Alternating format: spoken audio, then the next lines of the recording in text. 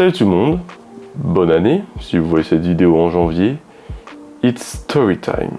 Il y a 4 mois, j'ai dû prendre une des décisions les plus dures de ma vie et qui m'a fait perdre beaucoup en statut mais aussi en valeur perçue. Et cette décision a été très dure à prendre pour moi et a aussi fait souffrir pas mal de mes proches. Cependant, à l'heure où je tourne cette vidéo, cette décision m'a permis d'entrevoir un avenir plus radieux que celui que j'avais à l'époque et qui me semble plus prometteur. Je m'en vais vous raconter les détails.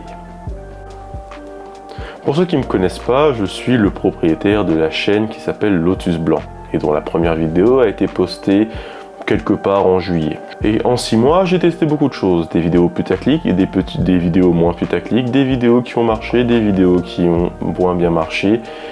Et bon, je ferai une vidéo débrief plus posée, mais aujourd'hui je voulais parler de pourquoi je suis sur YouTube et qu'est-ce qui m'a amené à venir sur YouTube. Et ce qui m'a amené à tester ma chaîne YouTube, c'est en partie ce moment de vérité. Donc pour vous dire, j'ai 24 ans, bientôt 25, et jusque-là, j'ai toujours été étudiant. Donc issu d'une classe moyenne, j'ai toujours suivi mes études tant bien que mal. Je n'ai jamais aimé ça, mais vu que je n'avais pas d'idée de ce que je voulais faire, c'était pour moi à l'époque la meilleure voie à suivre. Donc j'ai fait une prépa dans sciences de l'ingénieur que j'ai enchaîné avec une licence en génie mécanique et je me suis orienté en psychologie qui était un peu mon amour de base et la chose que je n'avais jamais lâchée depuis le collège. Évidemment, bon, il n'y avait pas, là où j'étais, il n'y avait pas de cours de psychologie au collège, il n'y avait pas de cours de psychologie au lycée non plus, donc c'est un amour qui s'est révélé, on va dire, tardivement. Et arrivé à la fin de mon cursus d'ingénieur, je me suis rendu compte que ce que je voulais faire, c'était aider les autres, mais plutôt que de le faire via des constructions, des plans qui permettront d'inventer des choses qui aideront le quotidien des autres, c'était simplement de leur parler, de comprendre leurs problèmes, d'analyser leur situation et de leur fournir des solutions qui leur seront bénéfiques. Et c'est pour ça que je me suis orienté en psychologie. Le problème, c'est qu'en France, être psychologue, ça demande 5 ans de master, et ailleurs, ça demande carrément d'avoir un doctorat, ce qui est, selon moi, la chose la plus sensée à faire. Et le problème, c'est que 5 ans d'études en France, c'est un peu comme s'enfoncer 1000 aiguilles dans le crâne pendant 5 longues années. Tout ça pour les retirer à la fin de chaque année, pour en remettre de nouvelles qui sont un peu plus grosses ou de formes différentes. Bref, la grande joie. Et je vais pas m'étendre sur le système scolaire, certains l'aiment, certains le détestent, en tout cas je savais que c'était pas pour moi et je l'ai toujours su, mais malgré ça j'ai continué pour faire plaisir à mes parents, pour rester dans mon confort, parce que je n'avais pas d'idée, et bon finalement ce qui devait arriver arriva. Au bout de ma 3e année en psychologie, j'ai craqué, j'ai pété les plombs, j'ai atteint un seuil de fatigue qui faisait que je n'arrivais plus à ne plus rien retenir. J'avais beau lire mes cours, plus rien ne voulait rentrer, car pour moi c'était devenu fondamentalement inutile et ce n'était pas au fond la vie que je voulais mener. Et donc cette fatigue m'a mené à ce fameux moment de vérité, ce moment où j'ai dû admettre que les études c'était pas pour moi et que même si c'était la voie pavée d'or, la voie facile, je devais aller voir mes parents et leur dire que c'était pas pour moi, que j'arrêtais et que même s'ils voulaient me foutre à la porte, j'arrêterais quand même parce que simplement je préférais partir de cet environnement et galérer toute ma vie à faire des petits boulots du tertiaire comme plongeur ou serveur, etc. plutôt que de continuer dans cette espèce de matraquage mental qui me menait doucement vers la dépression. Et je sais que c'est horrible de dire ça, je sais qu'il y a beaucoup de gens qui subissent leur situation, donc justement dans de tels métiers, et je les comprends, mais c'est juste pour vous donner une idée de mon état mental à l'époque, quand on préfère faire la plonge plutôt que d'étudier pour un avenir meilleur, c'est vraiment qu'il y a un problème, et que j'ai un problème. Mais je suis conscient aussi que si je pense ça, c'est parce que je suis dans un cadre privilégié, mes parents peuvent me soutenir, finalement ils ne m'ont pas mis à la porte, ce qui avait été une menace pendant longtemps et ce qui m'avait poussé aussi à continuer. Et donc je suis aujourd'hui dans un milieu où je peux faire ce que je peux tenter de faire ce que j'ai envie de faire, et je sais que ce n'est pas donné à tout le monde. Et ça m'a surtout donné l'opportunité d'étudier mes véritables désirs. Car évidemment, faire la plonge ou faire des déménageurs ou faire de l'intérim, ce n'était pas ce que je voulais au fond de moi. Ce que je voulais au fond de moi, c'était aider les autres, et c'est pour ça que j'avais suivi un cursus d'ingénieur, parce que j'étais bon en maths et je pensais qu'au bout d'un moment, je pourrais créer des choses qui amélioreront vraiment le quotidien des gens et leur rendront leur vie plus facile. Le truc, c'est que je n'étais pas aussi doué en maths que je le pensais. Une fois que j'ai creusé un peu sur le métier d'ingénieur, je me suis rendu compte que c'était pas vraiment ça, et je me suis orienté plus vers la psychologie, car je me trouvais être un bon communicant. Et après, une fois arrivé en psychologie, je me suis rendu compte que finalement, avec Internet et avec toutes les possibilités qu'on a aujourd'hui, je n'avais pas envie d'attendre 3 ans, enfin 5 ans, de faire mon master pour avoir le titre de psychologue, en sachant pertinemment que durant ces 5 ans, les seules choses qui m'apprendront vraiment à aider les gens, ce sont les heures de stage que je ferai en attendant. Et le pire, c'est que ces heures de stage seraient tellement mieux que les heures de cours, qu'en comparaison, ça me rendrait les cours encore plus durs à apprendre, et je n'ai jamais réussi à faire cette liaison.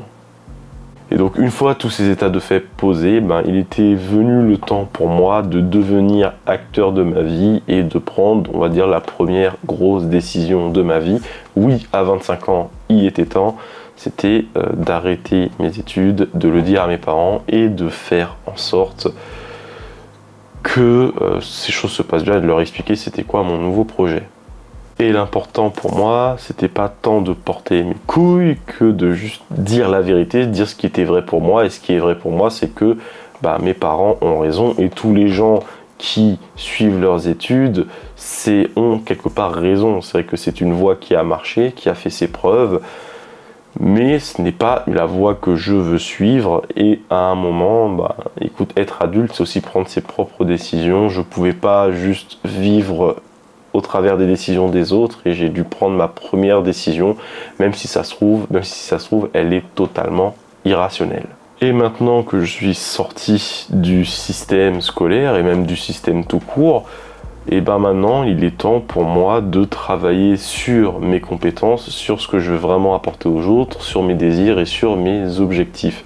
Et c'est pour ça que j'ai lancé cette chaîne YouTube, c'est pour ça que bientôt je vais proposer un accompagnement et que je vais ouvrir un Tipeee.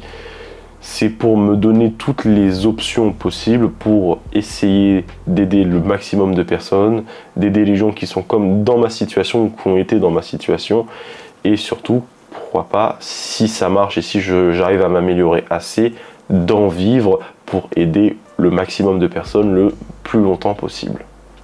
Car il y a beaucoup de moments dans ma vie où j'ai eu pas mal de problèmes, pas mal de réflexions, pas mal de pistes, de choses qui me rendaient malheureuse, mais que je n'ai pas su prendre, que je n'ai pas su interpréter, car je n'avais pas de grand frère, je suis fils unique. Mes parents n'ont jamais réussi à comprendre comment je fonctionnais, car on est des personnes très différentes, et ça fait que globalement, toutes les décisions qui n'étaient pas en accord avec mes parents, ou que mes parents ne comprenaient pas, j'ai dû les faire tout seul. Et j'aimerais justement offrir cette opportunité à des jeunes, de pouvoir juste simplement donner des conseils que j'aurais aimé avoir au moment où j'en avais besoin.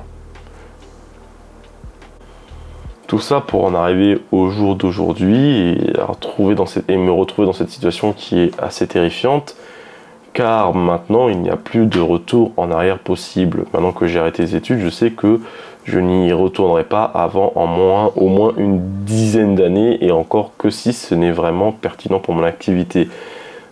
J'ai fait souffrir malgré moi mes parents, car ils n'ont pas accepté ma décision, ce qui leur génère du stress, car ils ne savent pas ce que je vais devenir. Et je n'ai plus vraiment de matelas de sécurité. Tout ne dépend plus que de moi. Car même si j'ai trouvé ma vérité, même si j'ai trouvé mon objectif et ce que je veux faire, il y a une autre vérité qui est tout aussi possible, qui est que je me trompe de chemin et que je vais me planter lamentablement. Mais c'est un risque que j'ai pris consciemment et que je suis prêt à prendre, car pour moi, car je préfère, je sais, me connaissant, que je pourrais vivre avec une mauvaise décision que j'aurais prise, mais que je ne pourrais pas vivre avec une bonne décision que quelqu'un d'autre a pris pour moi. Ça peut paraître stupide, mais c'est comme ça que je fonctionne et je n'arrive pas à changer ça, donc il faut que je fasse avec. Et c'est aussi parce que j'ai cette idée au fond de moi que même si c'est plus confortable de laisser les gens décider des choses à notre place et d'en fait juste suivre leur avis et de faire ce qu'ils veulent dire, même les personnes les plus proches que l'on a ne connaissent pas, ne savent pas, ne comprennent pas à 100% et ne savent pas ce qui est 100% bon pour nous. Et ça fait qu'ils peuvent se tromper.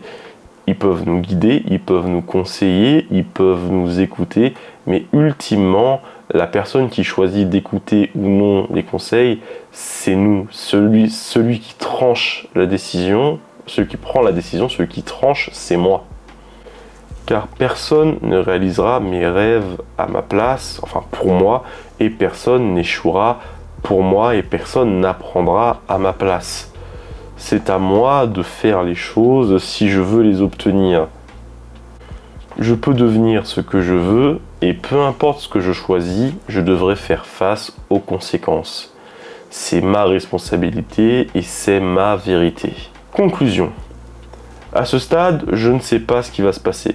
Je peux aussi bien réussir à fédérer une communauté intelligente, intéressante et qui m'aide à grandir et que j'aide à grandir, mais je peux aussi bien me foirer lamentablement et finir dans un caniveau, seul, sans argent, avec que des gens autour de moi qui me diraient « je vous l'avais bien dit ».